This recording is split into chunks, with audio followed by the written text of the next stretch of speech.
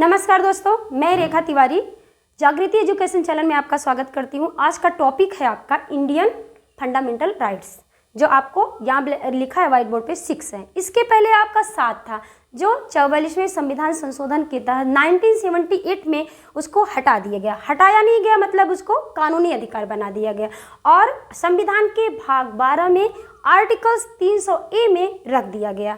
अब इस समय प्रेजेंट टाइम में आपके संविधान में आपके कितने हैं? 6 मूल अधिकार हैं। जो 6 मूल अधिकार हैं आपको हम मात्र 1 मिनट में याद करा देंगे। जो पहला है आपका समानता का अधिकार। क्या है समानता का अधिकार? समानता का अधिकार आपका कौन से आर्टिकल में है?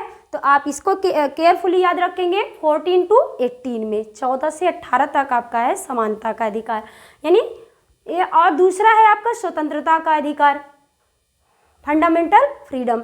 स्वतंत्रता का अधिकार क्या 19 से 22 आर्टिकल में है। आप आर्टिकल को भी ध्यान में रखते चलेंगे क्योंकि ये भी इंपॉर्टेंस है आपका, ये भी। तीसरा आपका शोषण के विरुद्ध अधिकार, जो आर्टिकल 23 से 24 तक है। और चौथा है आपका धार्मिक स्वतंत्रता का अधिकार। और 5वां है आपका संस्कृति तथा शिक्षा संबंधी अधिकार। धार्मिक स्वतंत्रता का अधिकार आपका किस में है? 25 to 28, यानी 25 से 28 तक आपका कौन सा अधिकार है?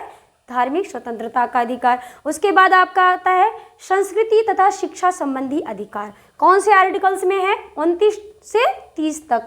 29 से लेकर 29 to 30 तक आपका क्या है? संस्कृति और शिक्षा संबंधी अधिकार है। और छठा है आपका संवैधानिक उपचारों का अधिकार, मोस्ट इंपॉर्टेंट आपका, जो कि संविधान की आत्मा कहा जाता है। और संविधान की आत्मा किसने कहा है? डॉक्टर भीमराव अंबेडकर ने कहा है।